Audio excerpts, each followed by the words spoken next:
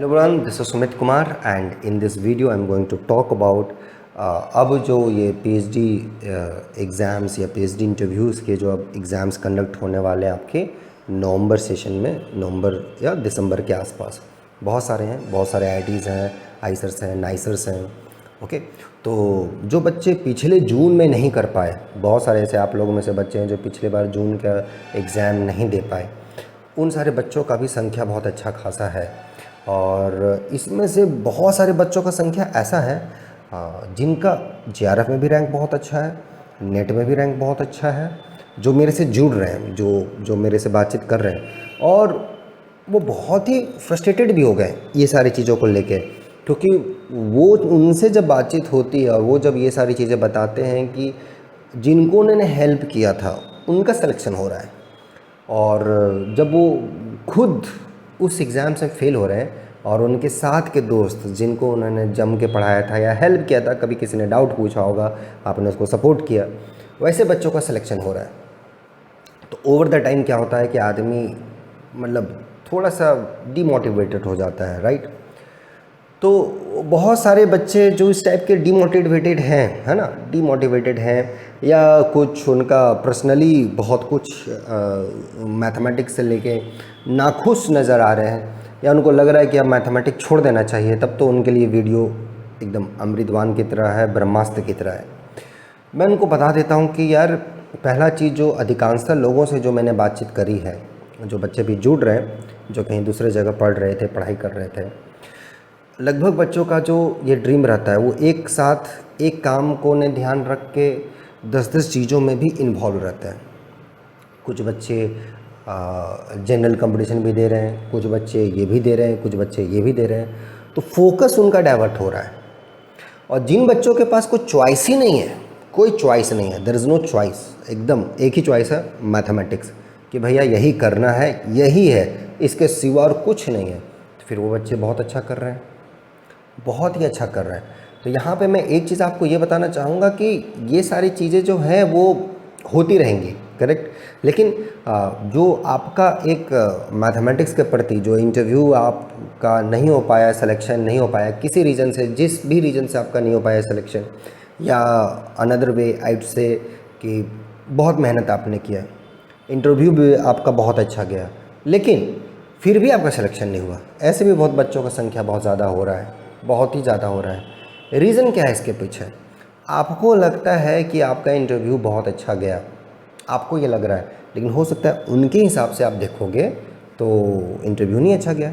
आपने for example कि ठीक है, कोई ए क्वेश्चन का आंसर आपने दिया, बट उस ए के अंदर देयर विल बी 3, 4, 5 सब questions. What about A1, what about A2, what about A3? These 3, 4 questions are linked to the question A. आपने उस क्वेश्चन का आंसर नहीं दिया, आप उसके बारे में सोच नहीं पाए, गए, फिर कहानी ख़त्म यहाँ पे।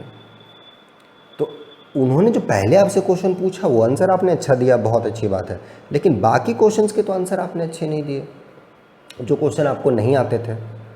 तो यही सब डिसाइड करता है आपका सिलेक्शन भी।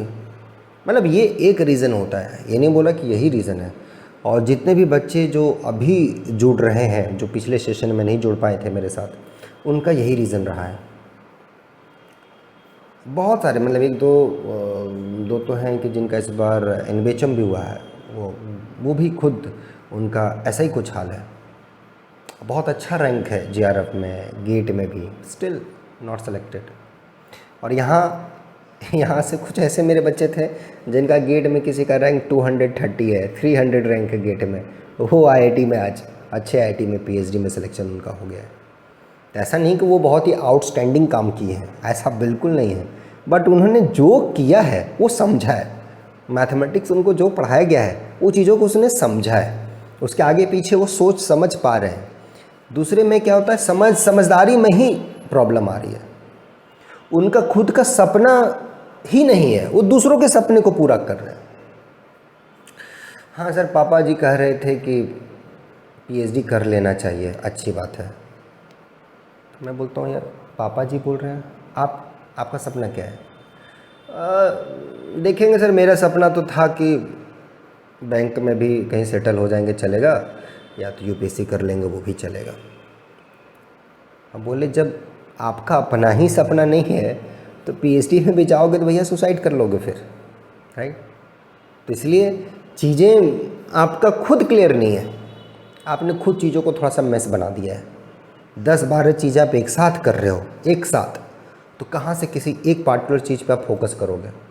एक चीज़ पे लेज़र लाइट फोकस होना बहुत ज़रूरी है। एकदम बोला ना घोड़े वाला जो रेस में जो उसके लगा होता है, वैसा फोकस चाहिए एकदम, कि बस यही दिख रहा है और यही है, इसके सिवा कुछ नहीं है। अगर ये चीज़ है तो मिलेगा, और इससे ज़्यादा अगर ध्यान आप भटकाओगे तो फिर दिक्कत है।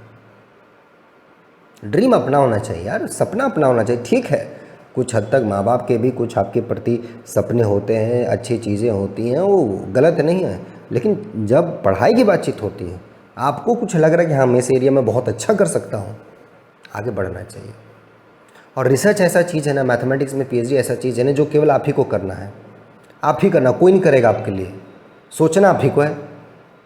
तो नौकरी तो है नहीं कि एक दिन का छुट्टी गए, दूसरे को बैठा दी, हाँ भैया तू ये काम कर देना, इसको ऐसे सिग्नेचर करके भेज देना। ये तो रिसर्च है, तो सोचना आपको खुद है, प्रॉब्लम आपका है, आप ही को 100% उसमें डालना है, और उससे फिर सॉल्यूशन आएगा, फिर इससे आपको मज़ा आएगा। ये आप डालने को तैयार नहीं रहते हो, फिर आप ऑब्जेक्टिव टाइप का क्वेश्चन को पास करते हो, जैसे कि जहाँ पे ऑब्जेक्टिव नेट गेट का, जहाँ पे 3-4 ऑप्शंस, एक क्वेश्चन के 4 ऑप्शंस हैं, तीन गलत है, एक सही है, उसको काउंटर एग्जाम्पल लेके ये वो करके आप सही आंसर लाते हो, रैंक आपका 2 डिजिट में आ जाता है। फिर आपको लगता है कि मैथमेटिक्स का शहंशाह हो, उसके बाद आपका सिलेक्शन नहीं होता है, तो फिर आपको लगता है अरे यार ये आईटी वाले मुझे समझते ही नहीं है, ये पीएचडी इंटरव्यू में जो बैठते हैं मुझे समझते ही नहीं है, ऐसा आपको फील आता है। वो नहीं समझते हैं, आप अपने आप को नहीं समझ रहे हो। आप अपना दिमाग से, मन से कभी बात ही चित नहीं करते होगे, यार है क्या मामला यहाँ पर, इससे थोड़ा सा बात कर लो कि भाई क्यों भटक रहा है। बाकी आगे पीछे चीज़ें लगी रहेंगी, है ना, ऐसा नहीं कि चीज़ें यहीं ख़त्म हो जाएंगी, आगे और भी परेशानियाँ आएंगी, लेकिन वो परेशानी का अलग मज़ा है। उस परेशानी को आप झेल सकते हो, अच्छे से मज़े से देख सकते हो। लेकिन अभी इस टाइप की चीज़ों के बारे में बहुत ही ज़्यादा गहन तरीके से देखना, मेरे ख्याल से लगता है कि थोड़ा सा जज्बाती हो रहे हो, और अपना जो एक मेन मकसद है उसको भूल रहे हो। तो बस एक फोकस रखिए, एक मतलब जब पढ़ाई कर रहे हैं तो पढ़ाई में भी अपना एक चीज़ पे ध्यान दीजिए कि भैया क्या भी चल रहा है, what I have to do, वो चीज़ फोकस रहना चाहिए। वो फोकस रहेगा, बहुत अच्छा रहेगा। एक साथ साथ कुछ बच्चे ऐसे भी हैं जो अच्छे जगह आईटी से एमएससी हैं, उनका जेआरएफ भी अच्छा है, कुछ अभी ज्वाइन किए इंटरव्यू के लिए, कल बता रहे थे कि सर मैं बैंक पीओ का भी एग्ज़ाम दे रहा हूँ। सुना भी मेरे से, मैं यही नहीं बोल रहा कि बैंक पीओ का एग्ज़ाम आप मत दीजिए, तो फिर भैया पीएचडी क्यों कर रहे हो यार, छोड़ दो ना उसको, पीएचडी के लिए क्यों टारगेट कर रहे हो फिर। एक जगह फोकस रखो ना, बैंक ही पीओ करना है, करो वही चीज़, छोड़ो इसको। बैंकिंग सेक्टर में ही अच्छा जाना है, जाओ करो, कौन मना किया यार, बहुत अच्छा जॉब है, बहुत अच्छी जॉब है, उसमें भी आपकी फैसिलिटीज़ हैं, आगे बढ़ो, उसमें बनो, अच्छे पोस्ट तक चले जाओगे। लेकिन वो भी नहीं करना, डिसीजन ही आप लोग नहीं रख पाते हो। कोई दोस्त ये सजेस्ट किया तो ये कर लिया, तीसरे दोस्त ने ये सजेस्ट किया तो ये कर लिया, चौथे ने ये किया, ठीक है। कभी कभी जब आप निराश होते हो तो कुछ आपके वेल विशर्स आपके पास आते हैं और आपको अच्छा सजेशन देते हैं, उनका सजेशन सुनना चाहिए, और आपको लगता है कि अच्छा है तो आगे बढ़ना भी चाहिए। लेकिन हर बार अपना डिसीजन चेंज करना आउटसोर्स के आधार पर, ये कहाँ तक सही है, ये कहाँ तक सही है। इसी के चलते निराशा मिलती है आपको आपके करियर में। आप अपना मन का बात ही नहीं सुनते, कभी भी अपने आप से कभी बात ही नहीं करते, आप बस लगे रहते हो कि ये क्या बोल रहा है, अच्छा इसने ये बोला, चलो ये करते हैं, अच्छा फिर पब्लिक सर्विस कमीशन का फॉर्म निकला है वो कर लेते हैं, स्टाफ का निकला है ये भर देते हैं, अरे पीओ का भी निकला ये भी भर देते हैं, अच्छा यहाँ का पीएचडी का निकला है ये भी भर देते हैं। आप कर कुछ नहीं रहे हो फिर किसी भी काम के लिए दोस्त। अब ना बहुत फोकस चाहिए, और ये आज से नहीं है, बहुत पहले से चला आ रहा है, बहुत पहले से आ रहा है ये सारी चीज़ें, इसीलिए नहीं होता है। आप लोग का दुख भरा मैसेज आता है हमारे पास, पढ़ता हूँ, निराशा होती है, बहुत भयानक वाला निराशा होती है, बहुत ही दुख होता है, कि मैं कुछ कर नहीं पाता, लेकिन मैं कहाँ से करूँ? आप करने लायक ही नहीं छोड़ते हो किसी को। अरे हेल्प भी तब करे आदमी जब उस पोजीशन पे आप हो, है ना। टिकट होता है ना, रेलवे स्टेशन पे जाएं, टिकट ट्रेन का तभी मिलेगा जब आप वहाँ जा रहे हो। टिकट के लिए भी, ट्रेन पकड़ने के लिए भी स्टेशन जाना ज़रूरी है। सोचो कि घर में बैठ के मेरा ट्रेन आ जाए, घर में मेरे को पिकअप कर ले, तो भाई अब इसका कोई जवाब तो नहीं है ना। आप बोलते हो टीचर सर बाकी लोग मुझे कोई हेल्प नहीं करता, सोसाइटी कहाँ से हेल्प? आप अपनी हेल्प करते ही नहीं अपने लिए। अच्छा चांस मिलता है छोड़ देते हो उसको। मैथमेटिक्स सीखने पे जोर नहीं देते। चिल्ला चिल्ला के हम लोग ही बैच अनाउंस करते हैं कि भैया 2 तारीख से बैच स्टार्ट हो रहा है, 2 दिसंबर से स्टार्ट हो रहा है। नहीं, आप जुड़ोगे लास्ट में, जब 3-4 महीना ख़त्म हो जाएगा फिर आप जुड़ोगे कि सर अब 1 महीने में मेरा पास करा दो। कहाँ से करवा दो? क्या करवा दो? मैथमेटिक्स क्या है? मतलब मजाक है क्या मैथमेटिक्स? आए 1 महीना पढ़ के निकल गए, निकाल दिए। सर किसी टाइप से करवा दो सर, 2 महीने के बाद मेरी गर्लफ्रेंड की शादी, यार नहीं तो फिर सर मामला गड़बड़ हो जाएगा। यार मतलब क्या है ये? हाँ, ध्यान रखो ये सब सारी चीज़ों को, राइट, है ना। लाइफ में यार आते जाते चीज़ें रहेंगी। आप ना मैथ को तो अच्छा रखो, फोकस तो अच्छा रखो, बाकी आगे पीछे होती रहेंगी चीज़ें, राइट। एक चीज़ पे कमांड करो, है ना। तो ये जो पीएचडी इंटरव्यूज़ जो अब होंगे, अब जो नवंबर में जो ये सारी चीज़ें होंगी, उस पर थोड़ा सा अच्छे से कमांड करो। उस पर तुमको ये गौर करना है कि इस बार मेरा एग्ज़ाम अच्छा कैसे जाए, इस बार मैं अच्छा अपना परफॉर्मेंस कैसे दूं। मतलब कोई भी चीज़ें जब हो तो वो बहुत अच्छा कैसे रहे। जो गलतियां हमने पहले करी हैं वो इस बार मेरे से गलती ना हो, इसके लिए मुझे क्या करना चाहिए। जो कॉन्सेप्ट मैंने पहले नहीं पढ़ा उसको, और उससे रिलेटेड अगर क्वेश्चंस मेरे से पूछे गए हैं तो मैं इसको इम्प्रूव कैसे करूं। ये सारी चीज़ों पे अगर ध्यान आप अभी दोगे तो बहुत अच्छा रहेगा।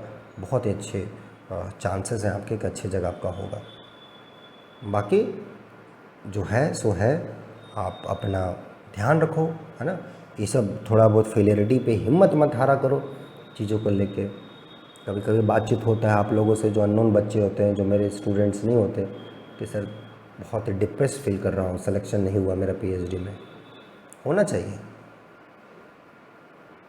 होना भी चाहिए, आएगा ही, वो नेचुरल है, नेचुरल है, वो सबके लाइफ में आता है। लेकिन आपने वो चीज़ जानबूझ के लाया है, जानबूझ के। तो इसीलिए समय है अभी, है ना। बहुत ही अच्छा हो सकता है, बहुत ही अच्छा कर सकते हो, तो कोई टेंशन नहीं उससे रिलेटेड करो। तो आने वाले जो है मैंने ऑलरेडी इसके लिए बता दिया है कैसे क्या है नहीं है, और मन से पढ़ो। लगता है कि हेल्प का ज़रूरत है, जुड़ना है, जुड़ो, या फिर आप खुद से कर रहे हो, बहुत अच्छी बात है, खुद से करो। ध्यान रखो, उसमें कोई दिक्कत हो बताओ, मेल करो, देखते हैं कुछ हो पाएगा तो, ओके। लेकिन करो, एक जगह पे फोकस रखो, डेफिनेटली होगा, ओके। चलो मिलते हैं नेक्स्ट वीडियो में, ध्यान रखो अपना।